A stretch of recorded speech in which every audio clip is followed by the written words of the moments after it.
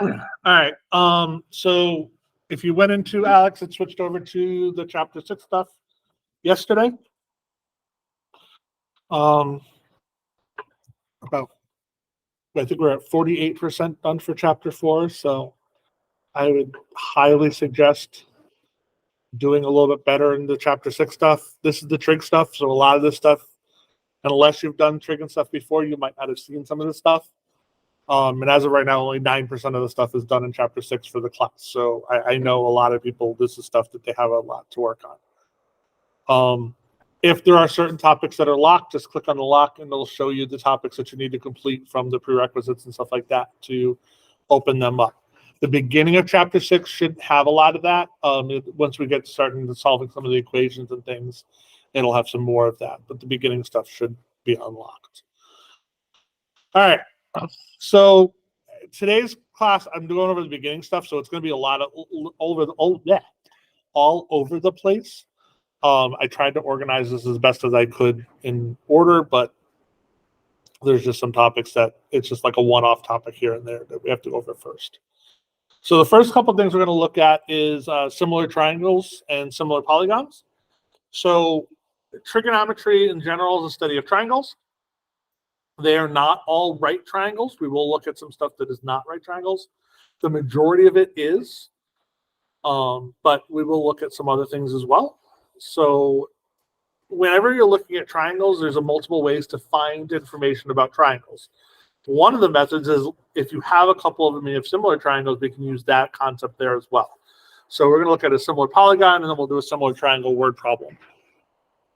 Whenever you're looking at similar shapes, if we know they are similar, the other thing is this little symbol right here. If you see this symbol, bigger, that symbol means similar.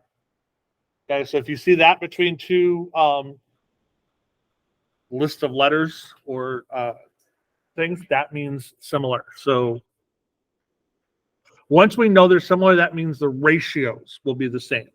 So if we look at any two sides, so let's look at side ML over KL. So that would be 3 over 2. And the sides that are similar to it on the other side is RS over RQ. So we have 2.4 over 1.6. So this is 1.5. And if you divide that, you'll also get 1.5. So the ratios are the same. And that's going to be true for any parts in these triangles. When you're looking at which sides are congruent or equals, we have to look at the order of the letters. So the order of the letters will tell you which ones are similar. So in this case, the J is first to P. So J and P go together. So JK, for example, and PQ, those two sides there are similar in that respect. So you can use the letters to match things up. All right, so now let's look at the actual problem and we'll solve the problem. So they want us to know the length of TP. So they want us to know the length of this side down here.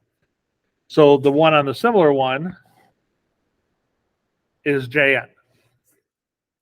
So I have 4 over something equals X over something. The something can be any other side you want. We just have to pick the same side in both shapes. So let's use the big one. So we're going to use 4 over 5. So we use this side here. And that means that side there. So it'll be X over 4. Now we have two fractions on either side of an equal sign. How do we solve them? What do we do to solve them? Cross multiply. So 16 equals 5x. So 3.2 is TP. Because you have 16 divided by 5.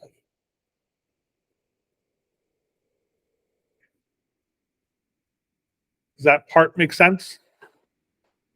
Okay. Give me a second to finish writing it down, and then we'll go over to the word problem one. The triangles.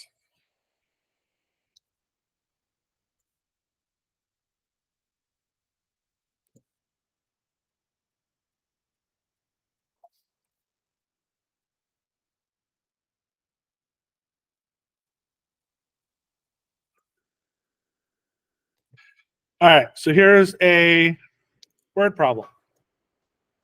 The nice thing about this word problem is they will always draw you a picture. So you don't have to draw the picture. You should be able to get the picture from the actual problem, but they will draw you the picture for these. So we've got our shape, and we're looking for this side over here. So these are similar triangles, the way that they're set up. And we want to find the shape for it, or the piece. How do we know they're similar? Because it doesn't actually tell you this in the problem. They look similar. Unfortunately, you really can't go by looks. One of the things that you should have learned in geometry class a long time ago was angle are similar. So basically, as long as the angles are the same in the triangles are similar. They can be stretched or whatever else, but they're going to be similar. So in this problem, I have my right angle. So that's one angle. And then I have vertical angles right there that are also the same. So I know that all the angles are the same in the triangles, therefore they're similar triangles. Okay. And this topic, you could just assume they're similar. You don't have to tell it. But when you're moving on and things like that, sometimes understanding why things work is important. So, all right. So we know these are similar.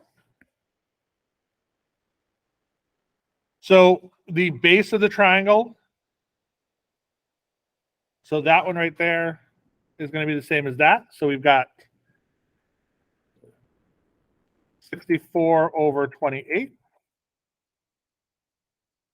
equals x over 20.7.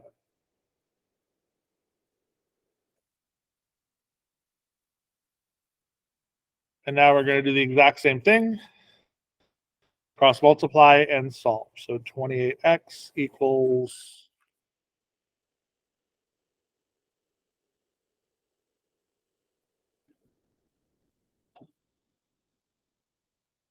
1324.8.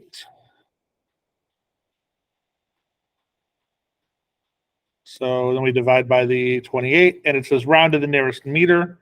So in this case, it's 47.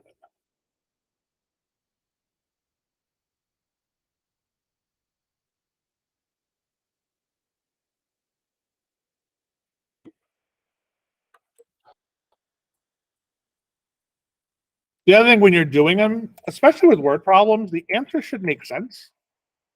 It's like if you screw up, the answer probably is not going to make sense. Like if you switch these two,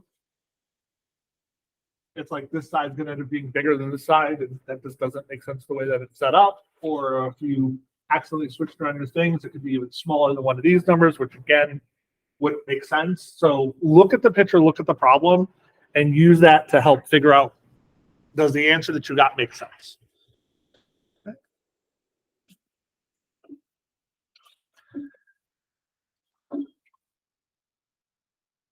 All right. Any question with dealing with similar triangles or similar shapes? Good. Because we're moving on to something else. So I said, unfortunately, the beginning one, it's like a lot of little things to fill in holes. So it's like, all right. Gonna sound like a strange question. Anybody fly a plane in here? Fly a plane? Yeah. Anybody know somebody with a boat? Okay. So whenever you're navigating, they actually use a different system for angles than we use typically. They use degrees, minutes, and seconds for their navigation instead of a decimal degree. So this is one of those things like probably you're not going to use very often, but it's a couple topics in there. So it's like, let's go over them just so you understand what they are. But yeah, definitely anything to do with navigation uses minutes, degrees, minutes, and seconds because it's actually a more accurate representation of it. And if you think about it, if you're out in the middle of the ocean and you're off by just a little bit going across the ocean, you're going to end up in Nova Scotia instead of Virginia. So it's like it could be that drastic of a change when you're going that long of a distance. So the more accuracy they get, the better it's going to be. So the nice thing is minutes and seconds for degrees is just like time. There's 60 seconds in a minute, and there's 60 minutes in an hour, or in this case, 60 minutes in a degree. Okay, so it's the same concept in that respect. So if we want to change this to a decimal, we basically are going to take this and work from the seconds up. So we're going to take the 23 and divide it by 60, and that's going to give me a decimal.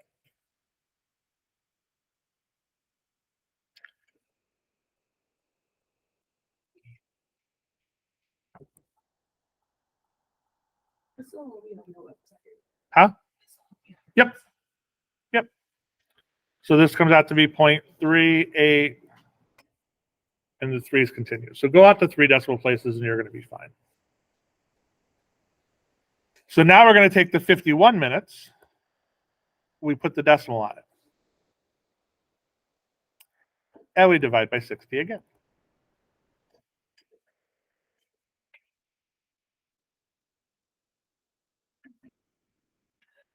And I get 0.856.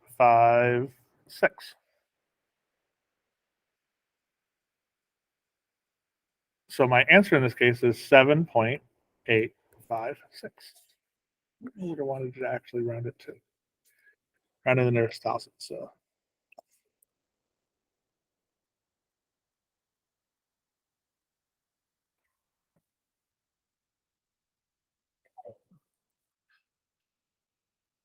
So all you're doing is basically working your way backwards. You're dividing that by 60, adding it to the 51, dividing that by 60, and adding it to the degree. 7.856 degrees. So yeah, it's still degrees. And they're actually the exact same thing. It's just a decimal degree format instead of the degrees, minutes, and seconds.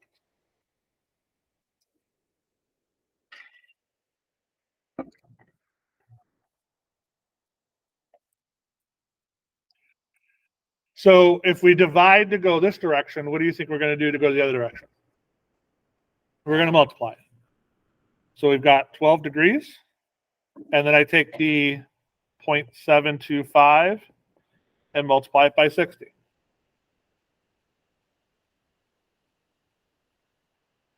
And that gives me the 43.5. So I've got 43 minutes. And I take the decimal again and multiply by 60. And that gives me 30 seconds.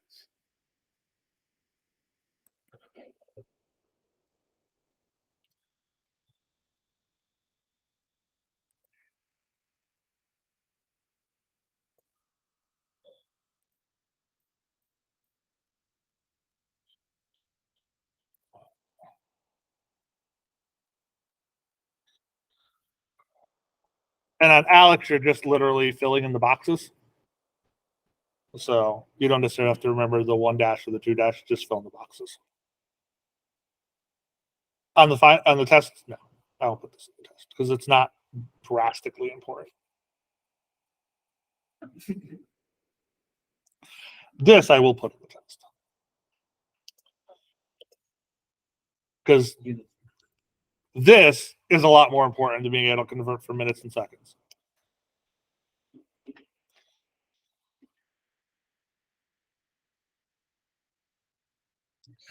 All right.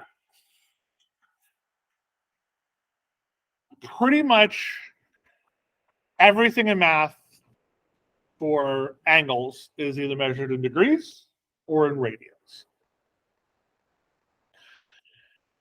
And basically everything past high school math will basically be using radians. Unless it's a realistic type situation, sometimes they'll use the degrees in there. But any kind of theoretical type math, or when you go into calculus and use it, anytime they give you an angle, it's going to be in radians. All right. Radians deals with the unit circle. It's designed to show you, basically, it's going to tell you the if the radius is 1, what's the angle that goes. The nice thing is it also tells you arc length because it'll tell you how long the arc is. All right. So if I have a circle. Horrible circle, but that's okay. Never claimed I could make straight ones. My radius is 1. What's my circumference? No, What's the formula for circumference of a circle? 2 pi r. So circumference is 2 pi r. So in this case, my circumference is 2 pi. So if I went all the way around the circle, how many degrees is all the way around a circle? 360. So my 2 pi equals 360 degrees. Okay? Because my radians is basically looking at the unit circle circumference. Okay? So 2 pi equals 360 degrees. Okay? So whenever we're doing conversions, you can look at this as a ratio. You can set this up the exact same thing as we were just doing a little bit ago with ratios. So I've got 510 degrees. So 510 degrees, and I'm looking for, and then it's 360 equals, I don't know my radians, over 2 pi. Think about it just like doing what we were doing with the similar triangles and similar shapes. These are similar, so we can set them up as ratios. Okay. If you wanted to, you could actually set it up like this. So 510 over x equals 360 over 2 pi if you wanted to. You could set it up any way you want. It doesn't make a difference as long as the similar things are together. So in this case, these are all degrees, and those are my radians. In this case, the top is my degrees, and the bottom is my radians. So as long as you set them up equivalently, like we did the similar triangles or similar polygons, it'll work out to be the same thing. So how do I solve this? Let's multiply and solve. So this goes to 1020 pi equals 360x. So divide by the 360.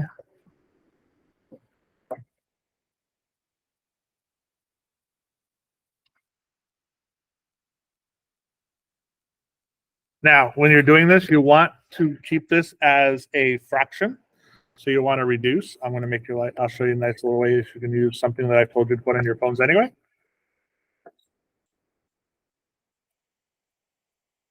So if you use Desmos, you click that little button, it reduces your fractions for you.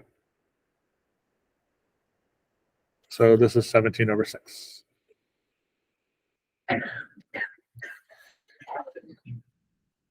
Yes, 17 over pi over 6. So we got the pi. So notice I did not put the pi there on purpose, because if you put pi there, it will not give it to you as a fraction. So since I know there's going to be pi in the answer, just put the fraction, and you're just going to put the pi when you type it into Alex.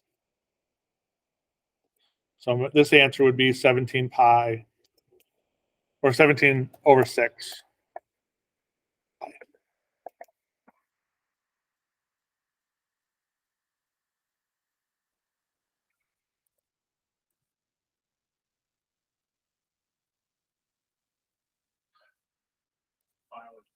For A, yeah. Nope, either way it's fine. Just don't put the pi in the bottom. Pi's either got to be on top or on the side.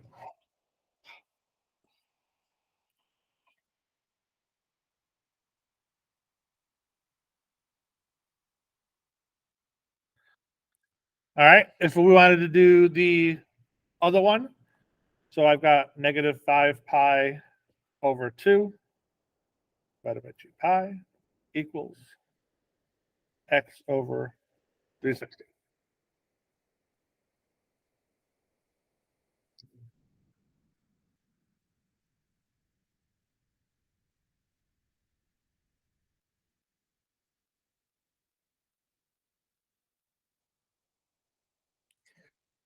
If you were doing this in Alex and looking at the Alex explanation, they're going to show you this. They're going to say negative 5 pi over 2 times 180 over pi. Okay? Let's look at this real quick.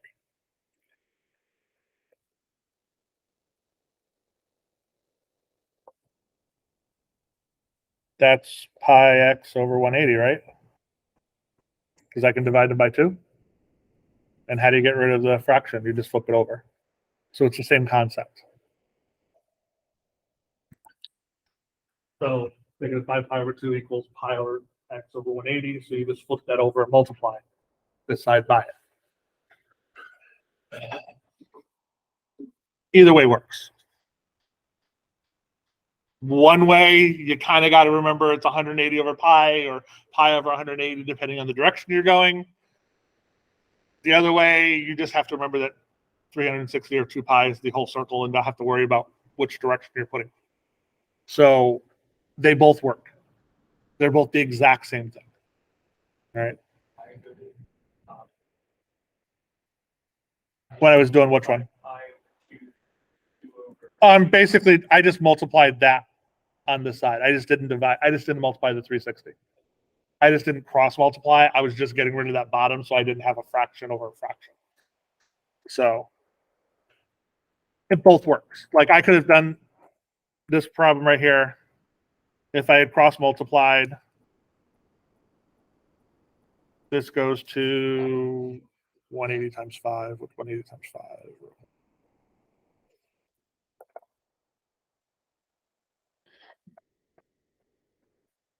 So this ends up equaling negative 900 pi equals 2 pi x if you cross multiply. So I end up getting, dividing by 2 pi, I get negative 450 x. So again, it doesn't make a difference the direction you want to do it in. The process is going to be the same.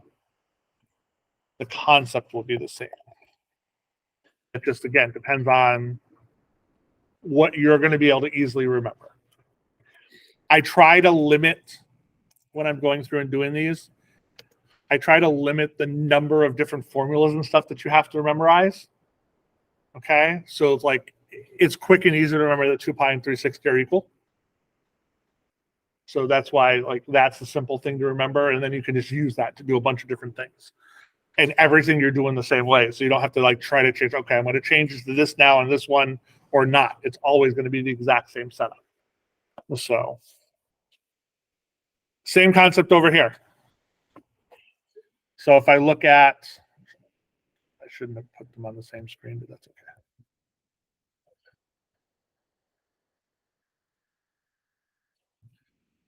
So if I, actually, you know what?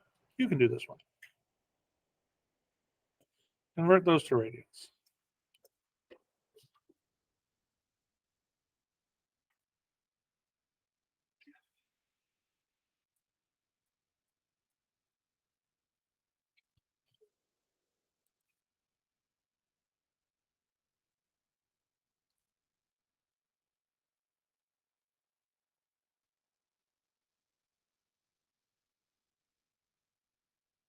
Now this topic actually says round your answer to the nearest hundredth.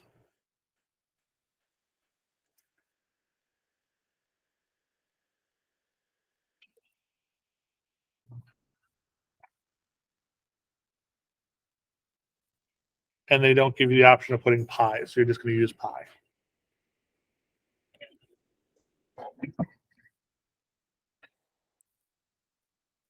So we've got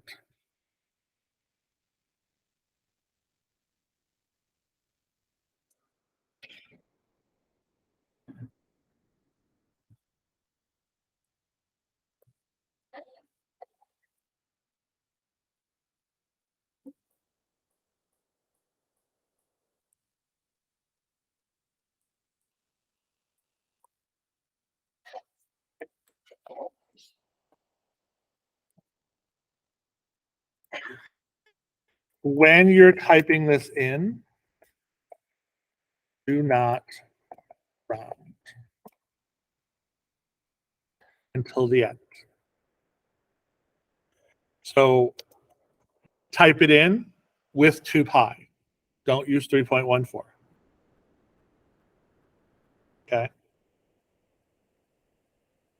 Because the more you round, depending on the problem, it could force your little problem off a little bit at the end. Okay. It wants it to the nearest hundredth, so this would be negative 3.03.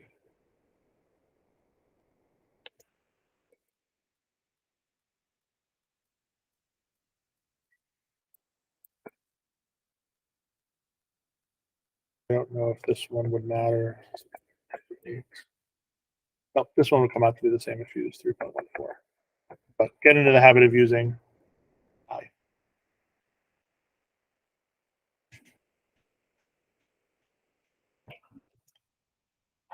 All right. Do the other one.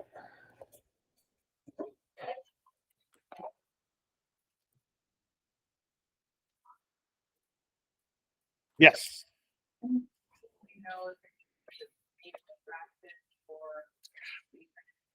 If it doesn't give you the option, so here, I'll show you. So in Alex, if you look at this one, see it doesn't give you any option there. So you know you have to put this decimal because you can't, there's no way to put pi in. On this one, yeah,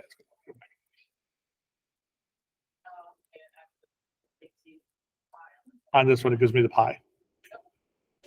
So that's the difference.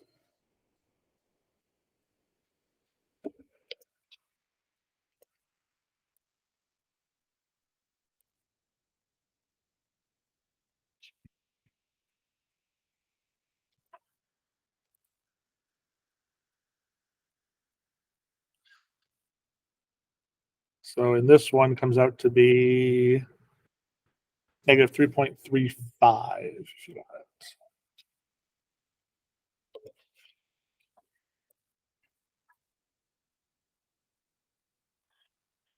It's also good to realize that not every radian is going to have pi in it. Okay? You don't have to have pi in a radian. A lot of times, because we use pi quite often in radians, it just doesn't always have to be there. So if you see that little degree symbol, that means a degree. All right? Radians will never have that little circle there. Radians will always tell you it's in radians. All right? So it'll have radians after it. Or if it doesn't tell you at all, if it just says theta equals something, and it doesn't have the circle, you assume it is in radians. If it's degree, they have to put that little symbol there. Okay?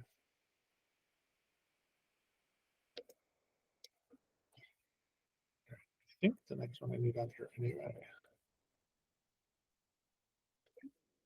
I think the next ones are, yeah. All right. These ones I actually have to do in Alex because it's dragging. When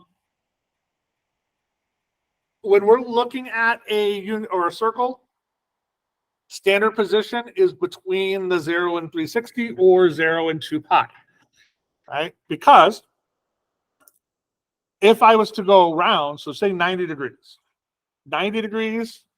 and 450 degrees are the exact same position on the circle. Okay, because I can go around the circle as many times as I want. I'm going to go right back to the beginning. So in these cases, when they're asking you for standard position, they're asking for between 0 and 360 or 0 and 2 pi. So they want 300 degrees. These circles will always be marked with the 30 degrees, 45, and 60 degrees, or pi over 6, pi over 4, and pi over 3.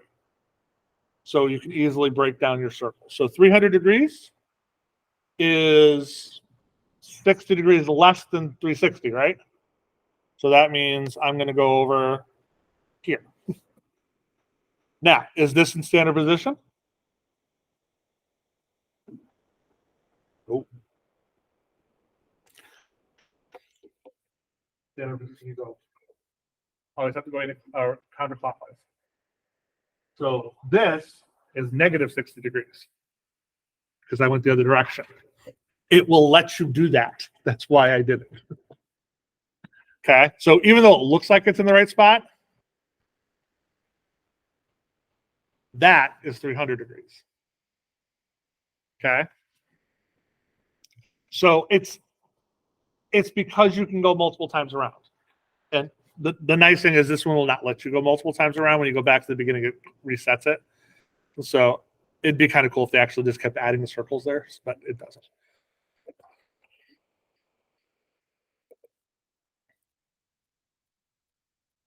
Now it says negative 4 pi over 3. This one's negative. So this one wants you to go. Good. We're going to see if this is the topic that's going to screw me up or not. So negative 4 pi over 3. So is that bigger than pi or less than pi? Okay, so that means, so that right there is pi, right? Because it's 2 pi for the whole circle, so half the circle is pi. So that means I'm going to go another third. So that's a sixth, half, third. Yay. Okay, it did what I wanted. It did what I thought it was going to do. So negative is backwards, positive is forward. So you have to kind of break down that radian into the pieces so you can figure out where to go. Just like we did with the 300, we knew that it was 60 below it, so I was going to go 60 degrees down. You could have done 270 degrees plus another 30 as well. So that's pi. Remember, it's when you're going up, it's pi over 6, pi over 4, pi over 3. Pi over 6, pi over 4, pi over 3. So when I was going this way, that's pi over 6, 4, and I want another pi over 3, which is there. So what is the 4 pi after you? Well, the 4 pi over 3 gave me that. I knew it's. Hold on. I'm going to write it instead of saying it because So I had negative 4 pi over 3, right? I know that negative pi, so that's the same thing as saying negative pi minus pi over 3. That's the same thing, right? Because that's 3 pi over 3. So I went the negative pi on the thing. I went the negative pi, and then I went another negative pi over 3. Okay.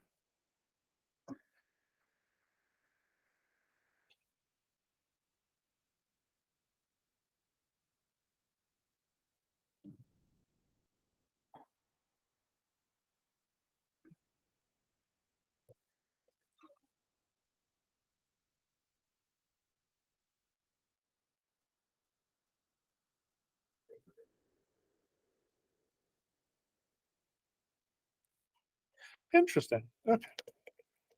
All right. This topic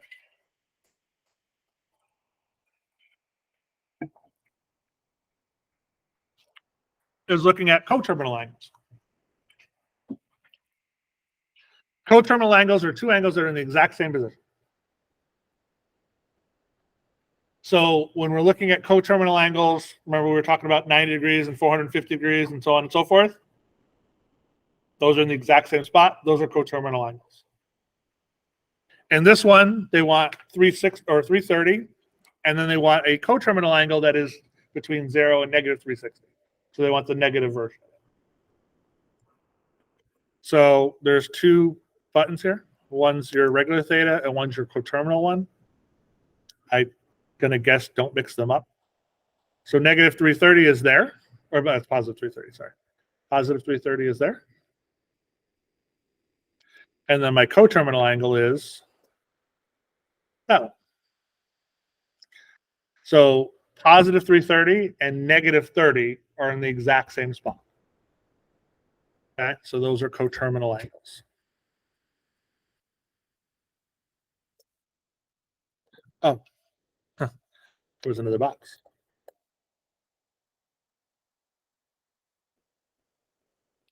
And then I want you to actually type in the other.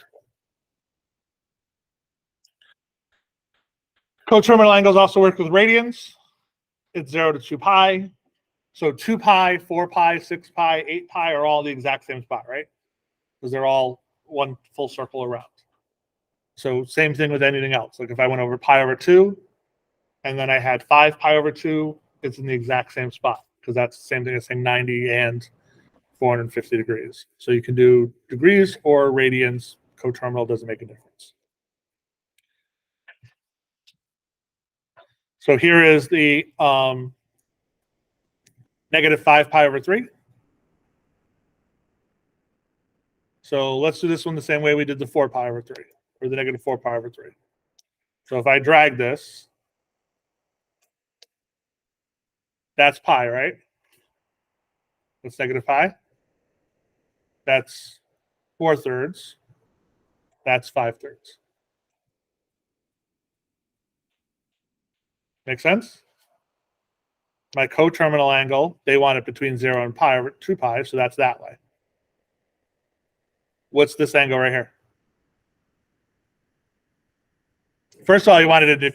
First of all, yes, it's 60, but we want it in radians.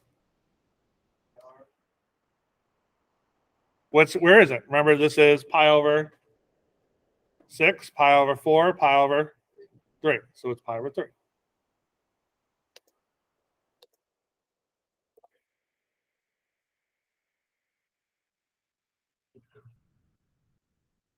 It always goes 6, 4, 3 from the center line.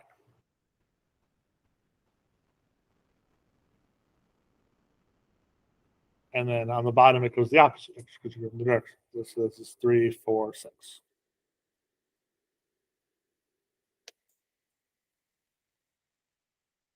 All right.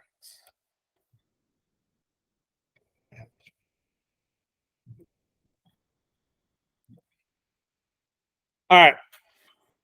Now that we're done with the graphing of them, let's actually just do that. Typically, when you're looking for coterminal angles, you're going to be looking for ones that are between 0 and 2 pi or 0 and 360. All right, you're not going to look for the negative versions and stuff like that. You're typically looking for the one in that normal circle. So we've got the 29 pi over 12.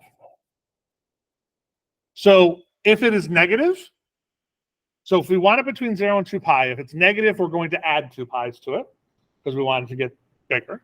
If it's bigger than 2 pi, I have to subtract 2 pi. So is this less than 0 or bigger than 2 pi? This is bigger than 2 pi, so I'm going to subtract 2 pi. Which means I need to get a common denominator. And the nice thing is when you're doing this, it's always going to be just times the denominator. So it's going to be 24 pi over 12.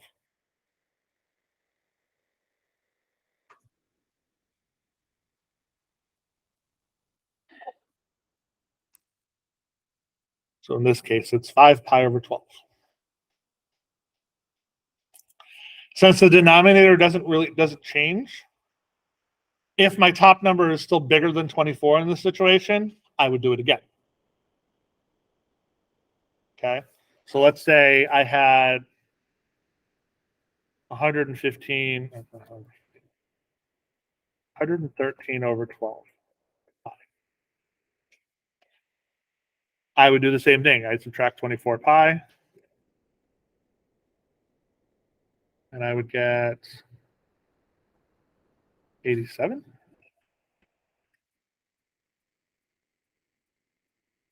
89. 89 over 12 pi. Of which I can do it again, right? So I'd again subtract 24 pi over 12. I'd be down to 65 pi over 12, which I can do again, which goes to 41 over 12, and I can do it again. So it's 17 pi over 12. So you'd basically keep subtracting it until you can't subtract it anymore without getting a negative. Okay?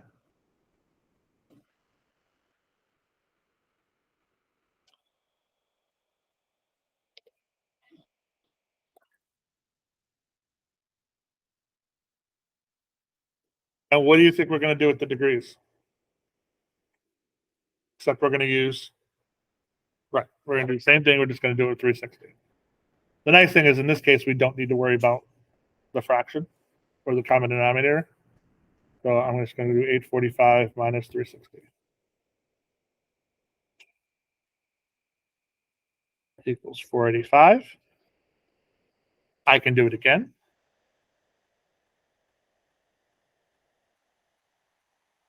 Equals 125.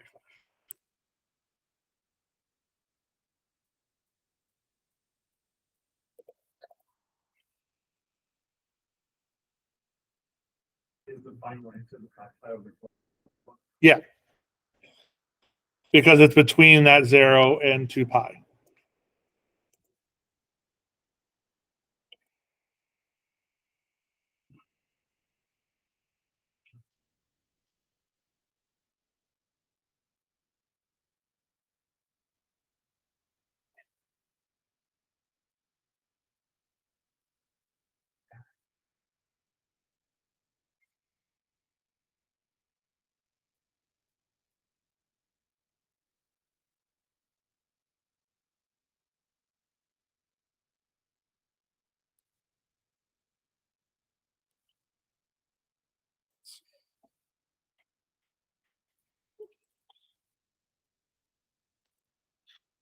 Okay. Any question with coterminal angles? This is one of those ones that the coterminal angles really come up into play when we start to look at the trig function sine, cosine, tangent, and you not having to want to memorize every single value. So the goal in those is you really are going to memorize everything between 0 and pi over 2 or 0 and 90. And then from those values, you can find every other value. So you only need to memorize quadrant 1 of the actual unit circle. And then you can use that to be able to find all the rest of them with coterminal angles and reference angles, which we'll talk about in a little bit. So, all right, let's actually see where some of the stuff, the basic stuff with the radians and things can actually be used.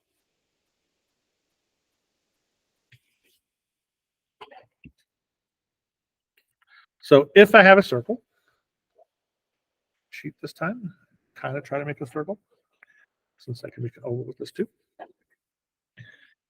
So I know, and this, the way they told me, they said that this piece right here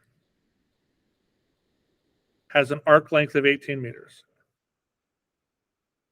And it has a 2.1. So that's 2.1 radians. Okay. It wants to know the radius. So it wants to know this radius right here.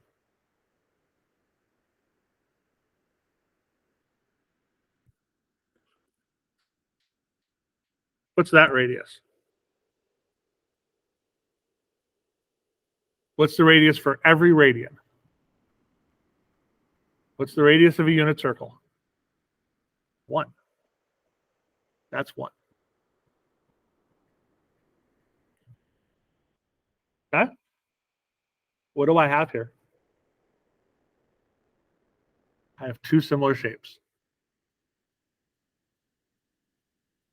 of which I now can do exactly what we've been doing when we were doing before with similar shapes to find my radius. So I have 2.1 over 1 equals 18 over r.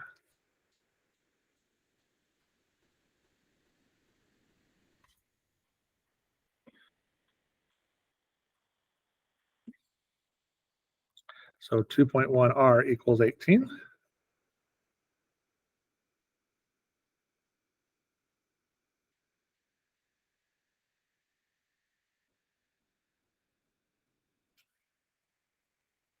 So r equals 8.57.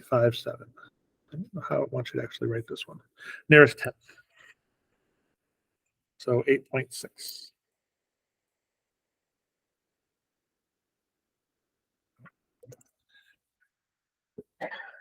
That's why radians is so powerful compared to degrees, because radians directly relates to the radius.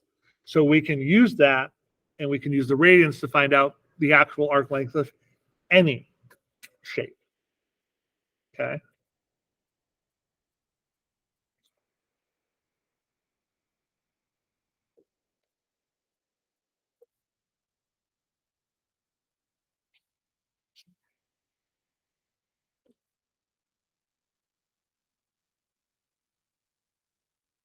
Let's.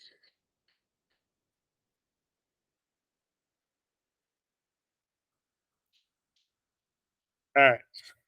There's a word problem that goes with this, but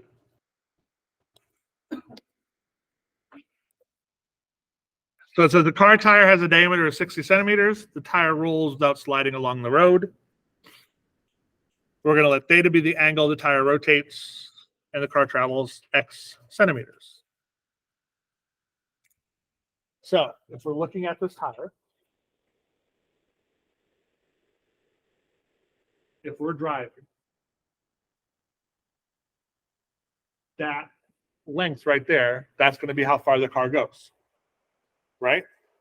So that arc length is literally the distance the car travels in a linear fashion, the way it travels. So if I can find that arc length, I can find out how far the car drove or rolled. The situation, probably not driving that far. So it tells me that the diameter is 60 centimeters. So if my diameter is 60 centimeters, what is my, do I want my diameter? I want my radius. So what's the radius? My radius is 30 centimeters.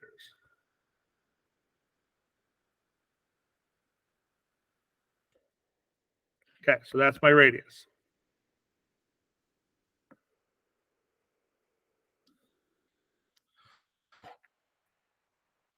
So if I want to know my this right here, we can set up again my ratio, right? It's going to be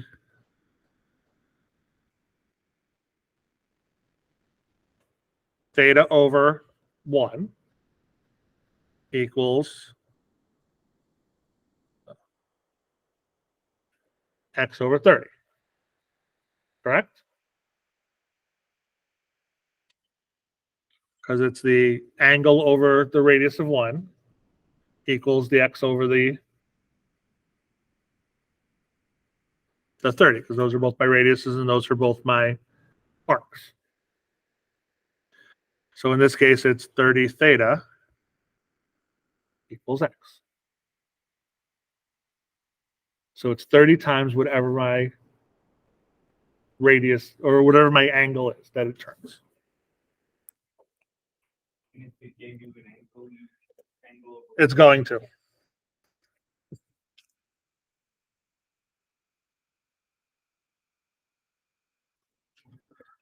So this first question here, it's 30 theta. Okay. The next question, it says the car rolls forward so the tire rotates 110 degrees. What's the distance in centimeters that it traveled?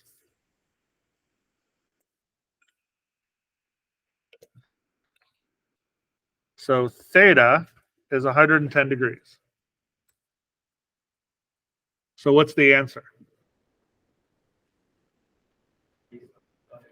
Huh?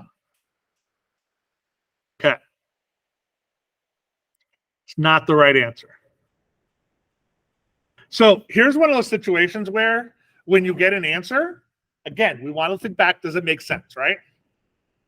If the tire is 30 centimeters, and I'm not going a full revolution of the tire, correct? Does it make sense that it's going to be driving over 3,000 centimeters? No. So what's the mistake you made? We have to change it? Well, no, kind of, but we have to change it to what? Radians. My theta for this formula to work has to be in radians. If it's not in radians, it doesn't work. So we have to change 110 degrees to radians. So I'm going to use the shortcut this time because I don't feel like. So I'm just going to multiply it by the pi over 180. So yes, divided by the 360, but then multiplied by 2 pi.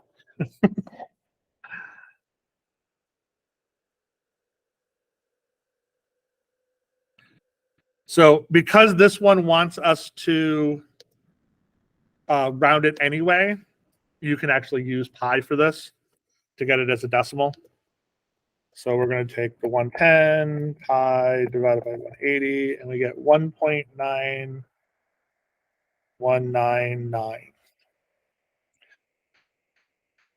or 1.920. Actually, we'll round off to 3 places because I think it wanted tenths, right? Yeah. So if you're going to round, so when it's doing it, if you're going to round, always round to a couple more decimal places than what they want. So they want tenths as your final answer. So I'm going to go thousands when I'm going to round. So I'm going to round to 1.920 for this one.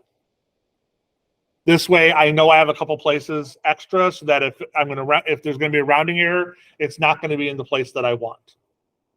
All right. So now we can take the 30 and multiply it by, or if you want, if depending on your calculator, you literally can just use the entire answer. Okay. So I'm going to multiply the 30 by that, and he's going to drive 59.6 centimeters.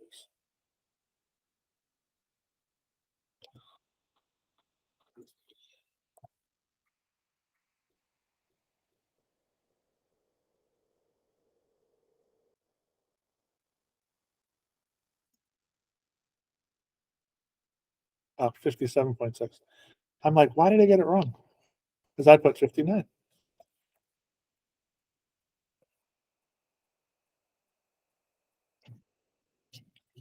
Now, does that answer make sense? Yeah, because the entire circumference of the tire would be 60 pi, which is definitely more than 57. So it's like, and it's not quite halfway. So yeah, that kind of makes sense. So,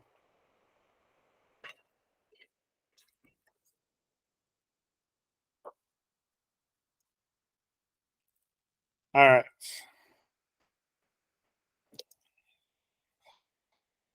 Let's try another one of those.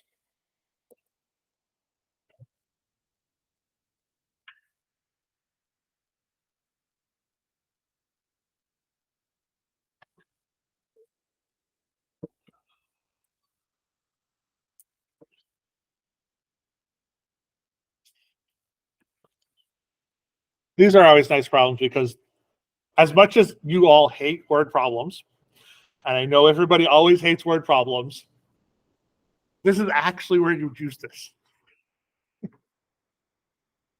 If you're going to do any kind of engineering and stuff like that, pulleys and levers and stuff like that are huge, and this is literally where you'd use some of this stuff. So, in essence, by pulling that rope, we're going to figure out how far we're going to lift up whatever object is there.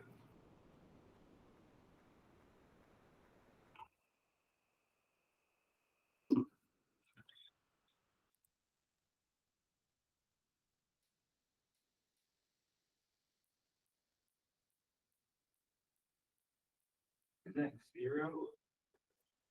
No, it's theta. That's a theta.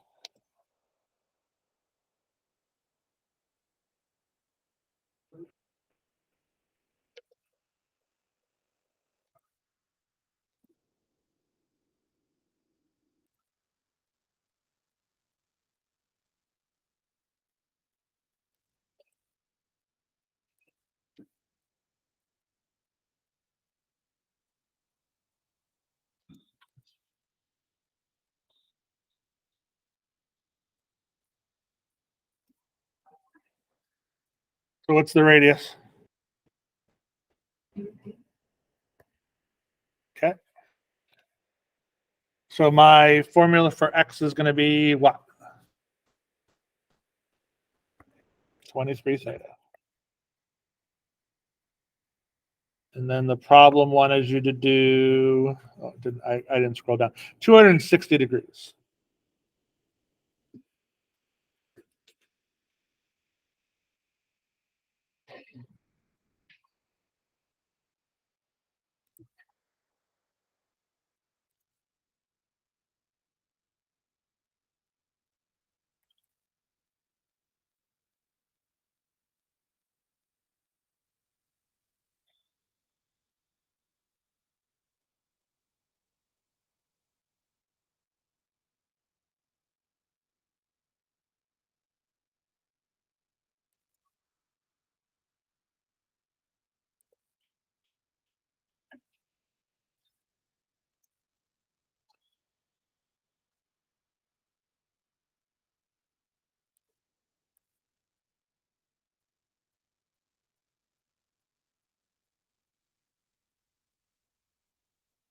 So you change it to radians.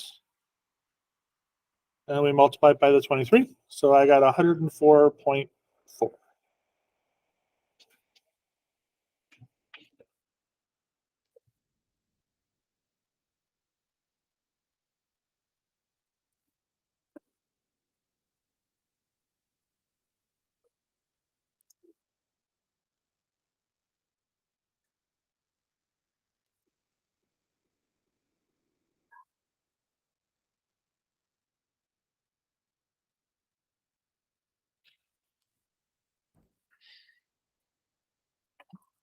All right, some good gears.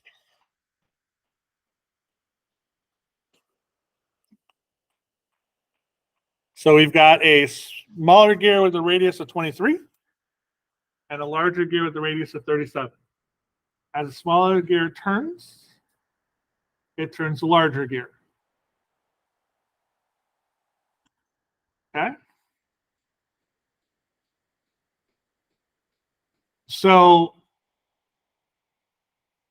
if I turn the smaller gear once all the way around, does my big gear also turn once all the way around?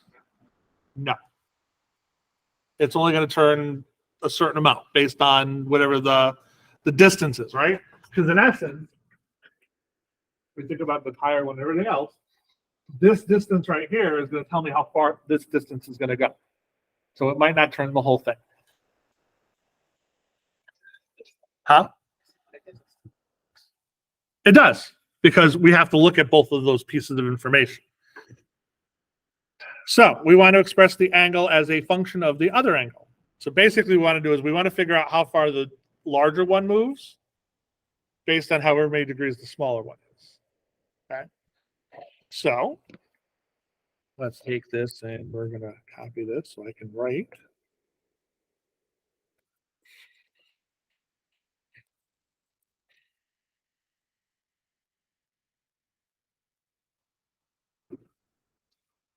All right. So how is the... Oh, sorry, I got to switch over to this one.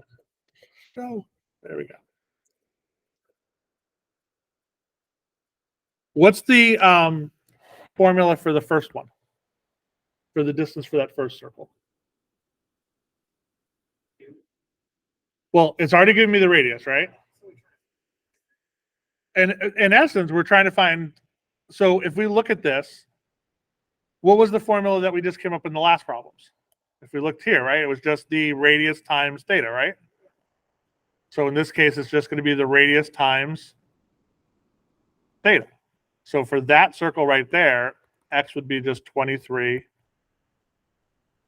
theta. And that's going to tell me how far that circle went, correct? Yes? Yeah.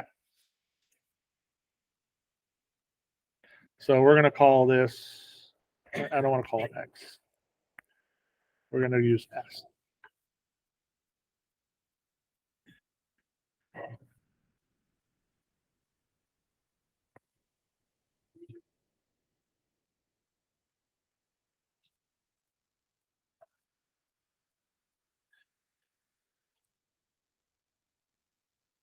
All right. So if I wanted to look at this one would also end up being, if I did s divided by 23, would equal theta, correct? Yes? Okay. So if I looked at this one, if I said s over 37 would equal theta, correct? For the big one? So, oh, sorry, theta 2, theta 1. Use those there. That would make sense, correct? Same concept, just a bigger circle, right? All right. What's s in terms of theta 1? It's 23 theta 1, right? So this would be 23 theta 1 over 37 equals theta 2.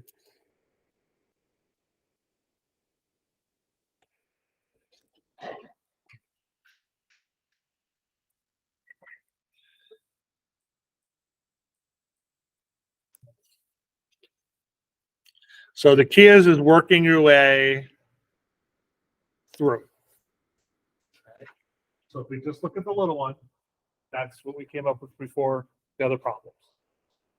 If I want my final answer in terms of theta 2 with the angle that this one's going to move,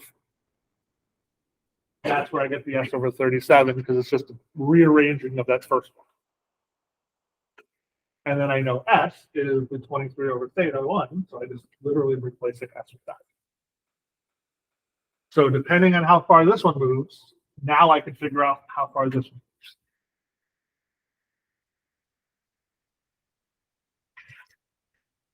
Does that part make sense? Okay.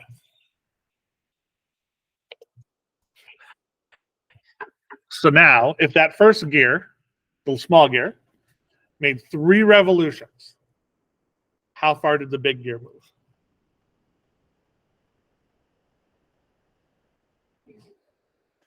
If the small gear did 3 complete revolutions, how far did the big gear move?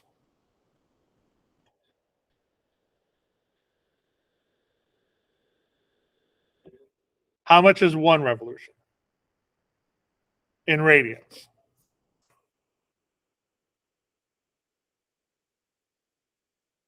How much is 1 revolution in radians? 2 pi. So if I want 3 revolutions, I'm going 6 pi. So the radian theta 1 is going to be 6 pi. So theta 2 equals 23 times 6 pi over 37.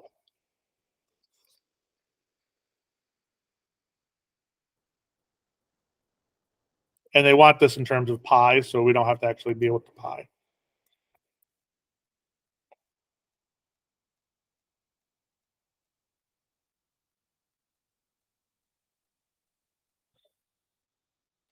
So use Desmos, type it in, you get the nice little fraction. So it's 138 over 37 pi.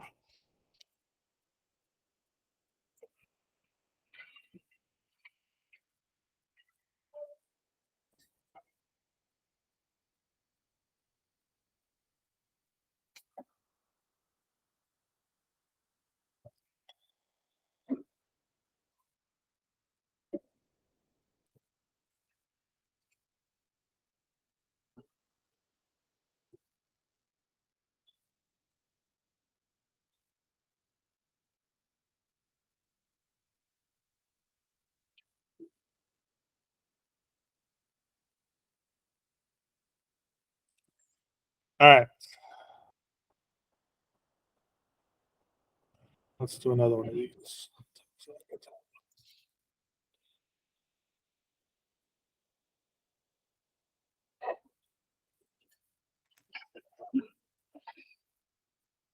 So they want, again, same concept. The formula in terms of how many times the small one moves compared to what the big one's going to move.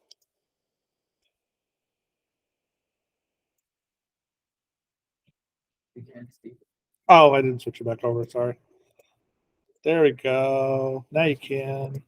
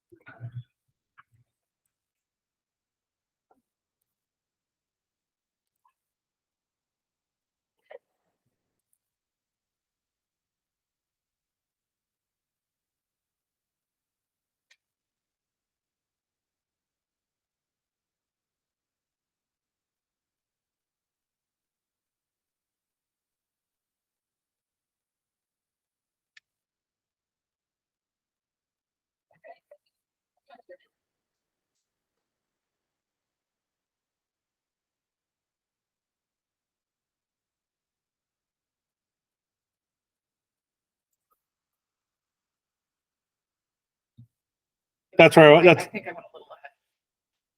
How did you know how many times it rotated? Exactly, that's where but it's not on there. So It's not on there yet. their answer. All right, everybody's good to that point? All right, if it rotated 1/3 of a rotation, what's going to be my radians? The smaller one's rotating 1/3, correct?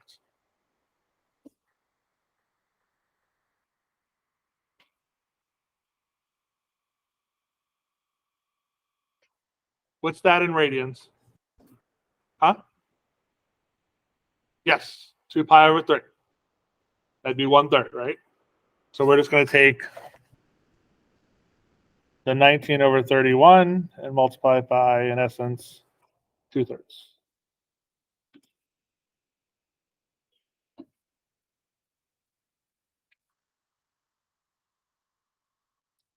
And don't forget your pi at the end.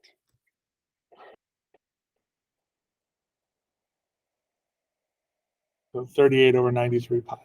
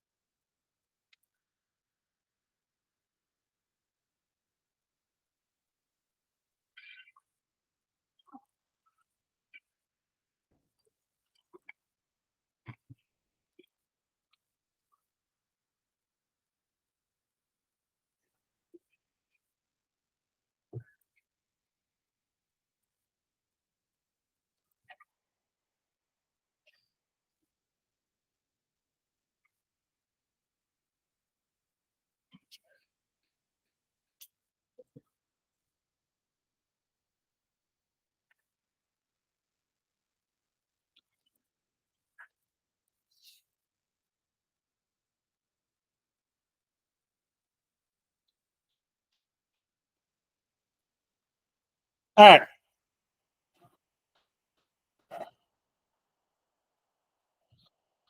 How do I find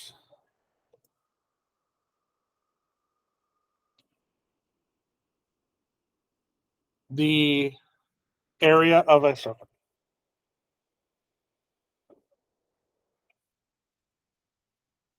It's pi r squared.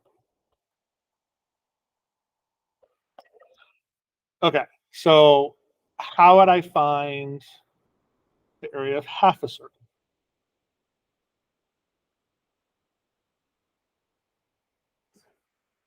Huh? So I'm going to multiply this by half, right? So if I wanted half a circle, it would be half times pi r squared. Okay. What angle does 1/2 represent? What radian?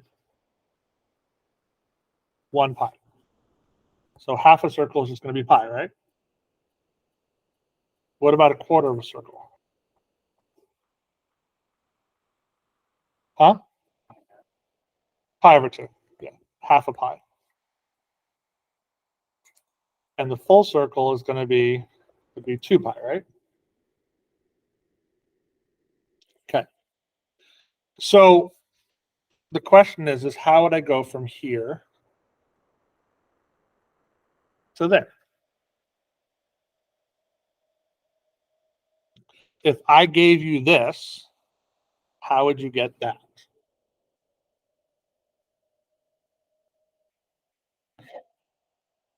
If I divided pi by 2, I'm going to get pi over 2, right?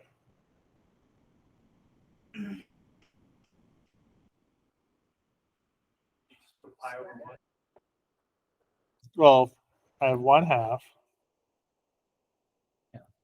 equals x pi.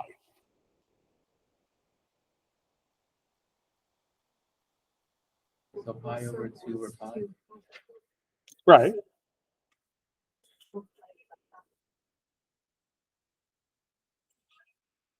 I feel like I'm lost already. It's okay. You divided by 2 or pi?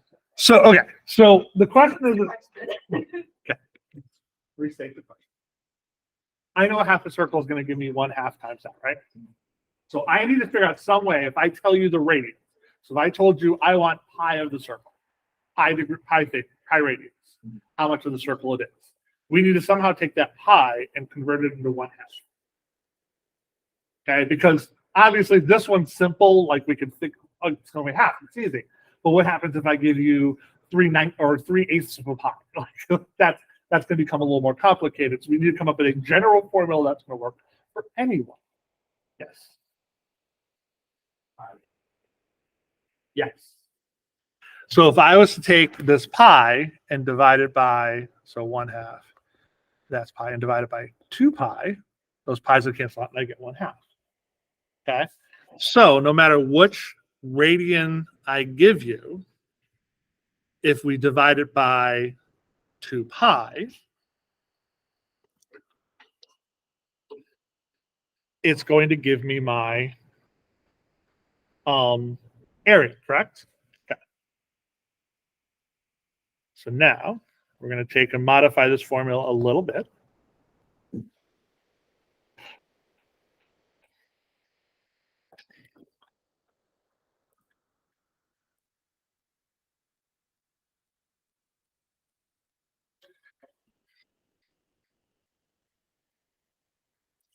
So that's the formula I have now.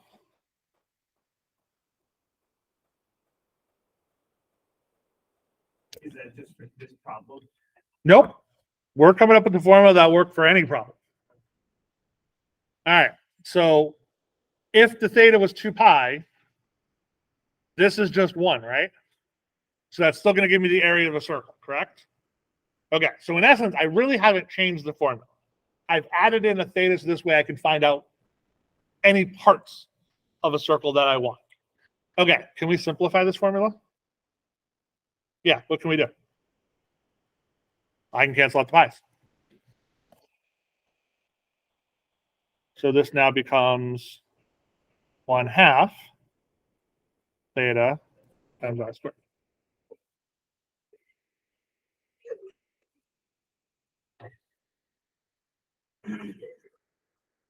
Or theta over 2r squared. Doesn't matter how you want to write it.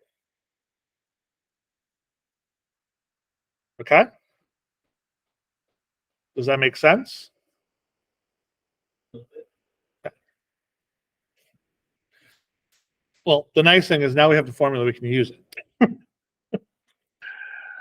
So the question, do you understand where the formula came from? Do you understand how I got from, or one change, and it might actually, so if I change it, this would be just theta over 2 r squared, same concept. I just pulled the 1/2 out, so this way it's in front. But it doesn't make a difference whichever way you want to write it. It's the same thing. Okay. So now what this formula gives me, again, if theta was 2 pi, does it change my problem? No. Literally, if theta is 2 pi, I'm right back to where it's pi r squared, correct? So it's still the exact same formula that you've always known for circles.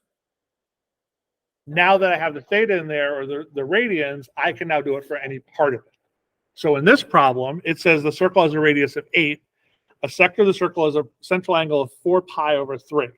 So we're looking at just that first section, that 4 pi over 3 part. They want to find the area. So we now have theta and r. So it's just plug and play. So I have 1/2 times 4 pi over 3 times 8 squared.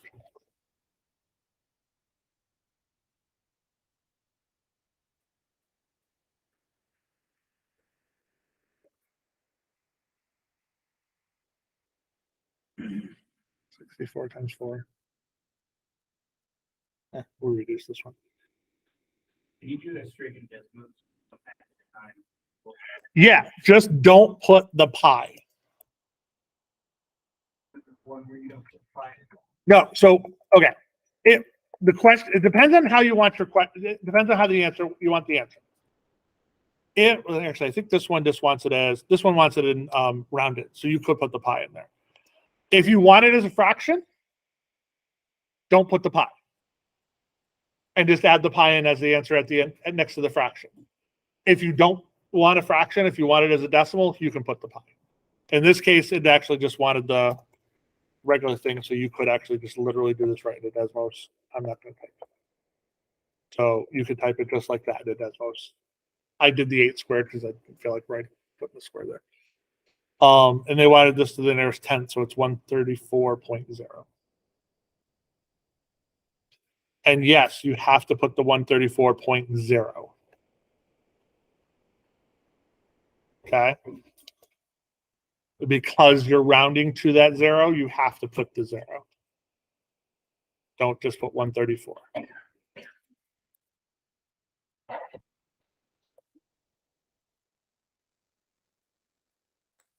Okay?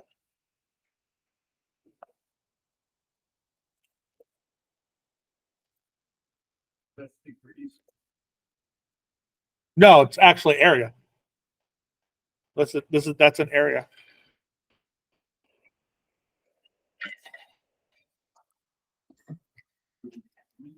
Huh? In this case, it'd be millimeters squared. They give you the units in it, so you don't have to put that necessarily. But yeah, this would be millimeters squared.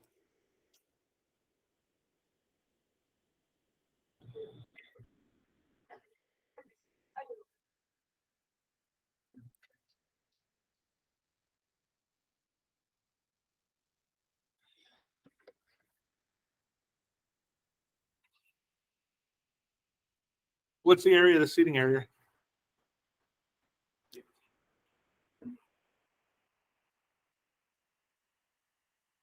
How do we do it? Knowing the only formula you know is that.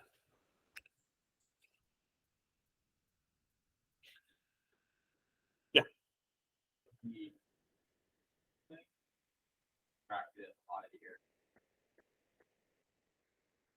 Stage. Yeah. So find me the area of the whole thing. Of that whole. So what do we got?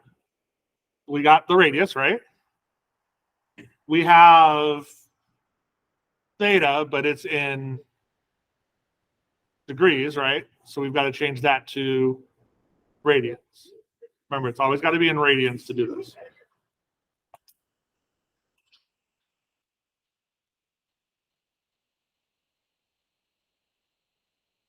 This is why radians is so nice, because it works for all these. If we had this in degrees, it wouldn't work.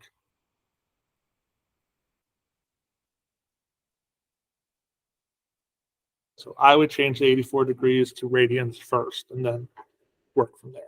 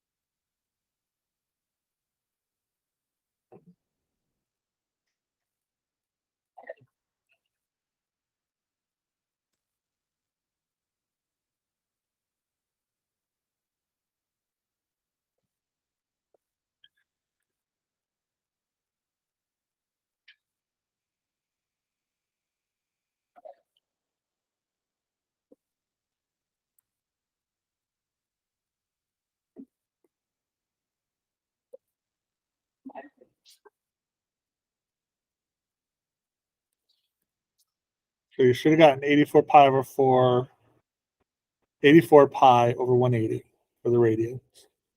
Notice, didn't reduce it, don't have to. You're going to type it into Desmos anyway to get the final answer. So save yourself some work and possible mess ups.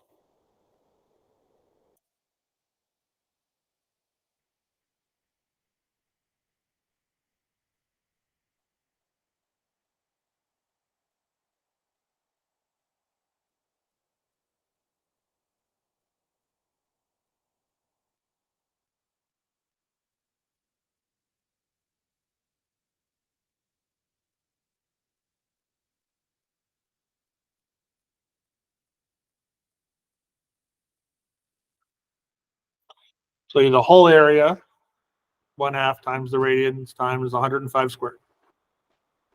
How did I get 17 for the stage? Yeah, I'm just subtracting the 105 minus the 88.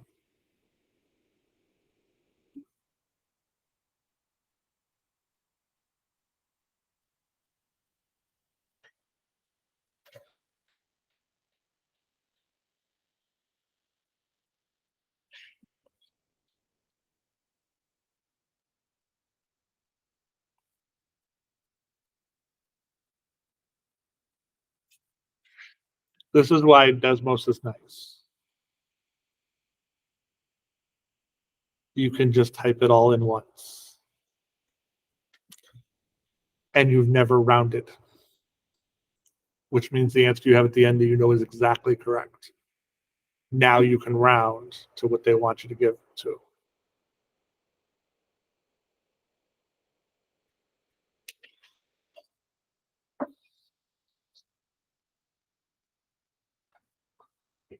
And in this case, they wanted to the nearest tenth. So 7869.9.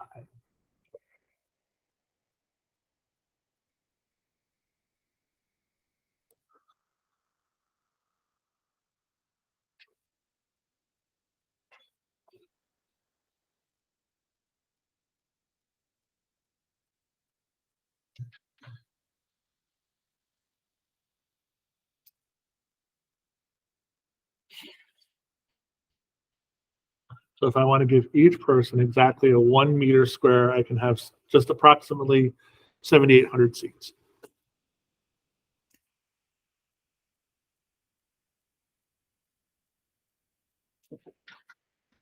So, 7 stadiums. yep. The original person who's designing it, yeah.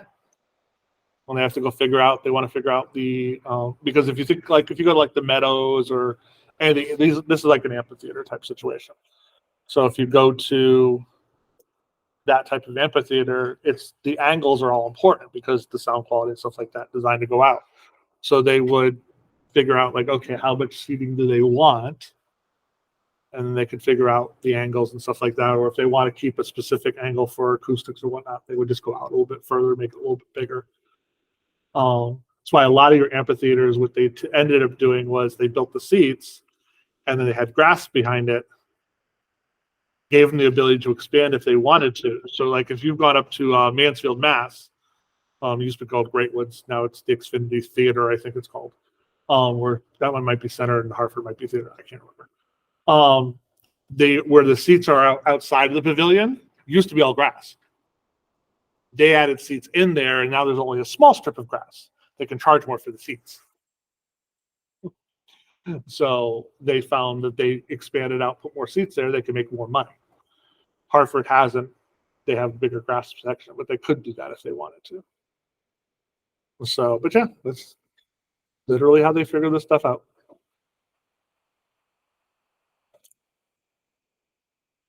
All right, next.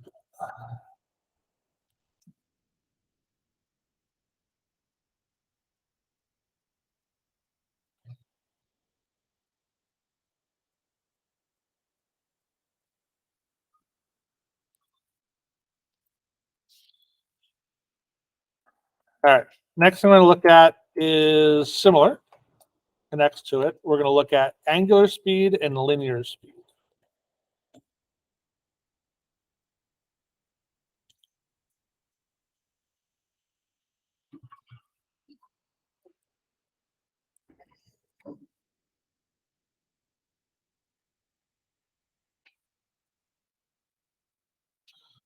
All right, so how do I find out speed?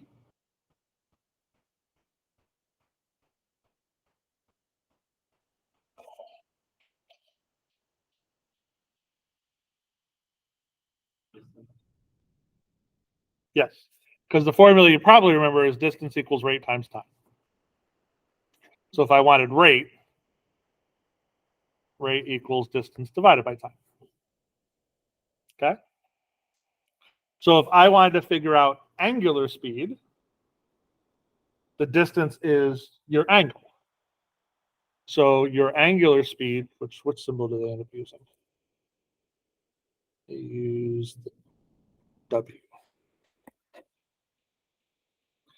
They use a funky looking W.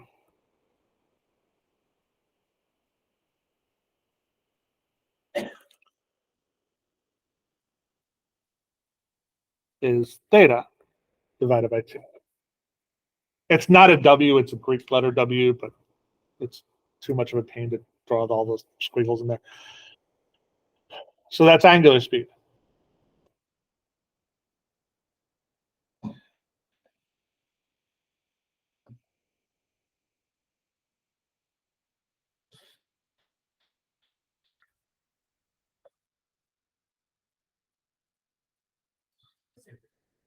Huh? Linear speed, they use a V because they don't want to use R because R is your radius. How do I change theta? Or how would I change my how do I change theta into a linear distance? I just multiply by the radius, right? Or the radius, right? So it's just my theta times radius. That's going to give me the distance, correct, that it went? So my linear speed is just radius times theta divided by time.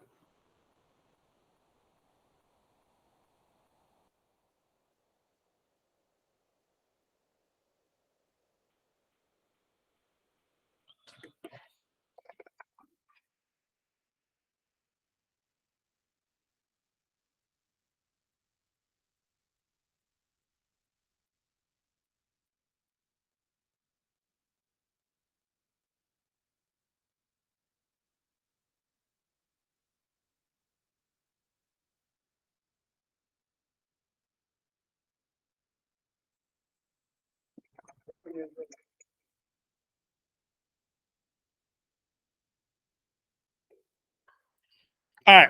So suppose that Jupiter rotates on its axis once every 10 hours. The equator lies in a circle with a diameter of 88,846 miles. Find the angular speed of a point on its equator in radians per day. So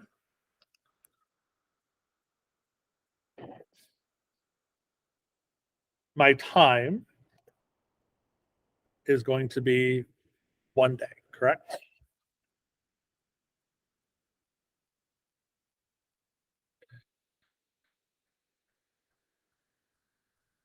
So I'm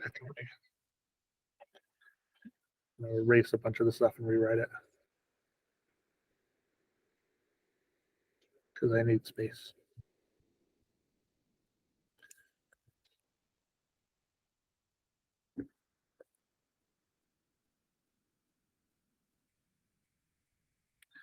All right. So it goes 2 pi in 10 hours, right? Yes? Okay. So how far does it go in 24 hours? So I could take this and go 24 hours over 1 day. I'm just converting my units.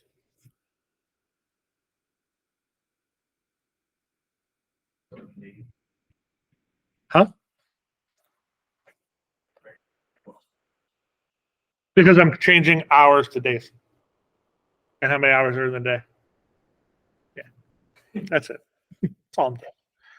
And this is theta over time. So this is my angular speed. Like we still got angle over time. So that's exactly what we wanted. So if you multiply this all out, we end up getting 15.079. So 0.8, and they want it in the nearest whole number. So 15 radians. So the angular speed is 15 radians.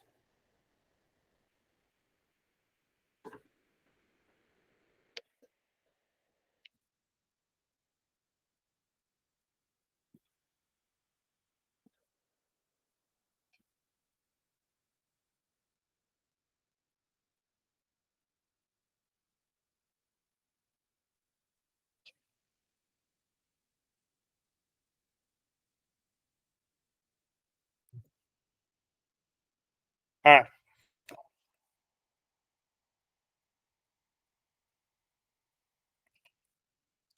Where else do you see that?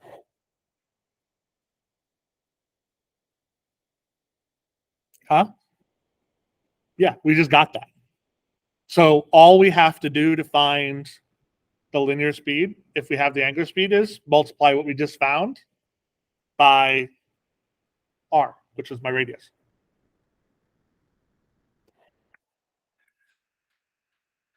So that's angular. Linear is just the 15.08, whatever it was, times my radius, which would be half the diameter. So 44,423.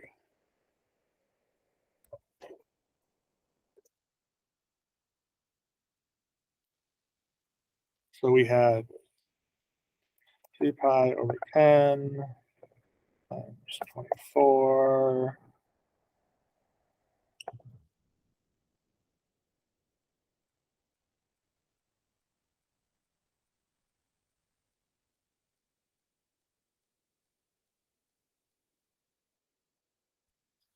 So, and if you're using Desmos to do this, you keep the number. So you're going to use that whole number.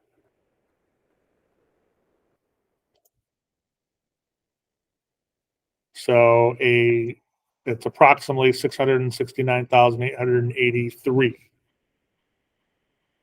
miles per day.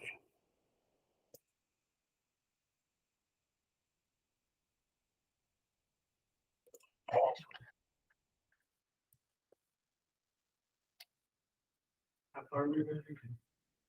Whole number.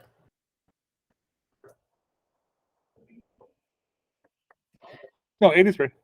Because a zero after it doesn't.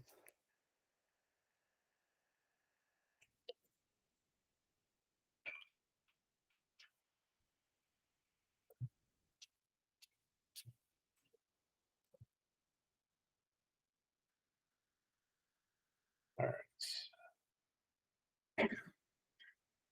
We will end there.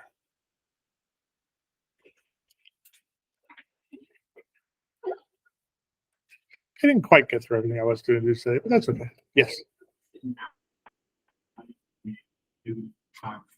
Right. I wouldn't have done the 24 hours over a day. I would have left it as 2 pi over 10 hours. And then you would have gotten it exactly in per hour. Yep. All right. You should start being able to do some topics in chapter 6 now. You're welcome. Have a wonderful night or day. And I will have your test on Thursday.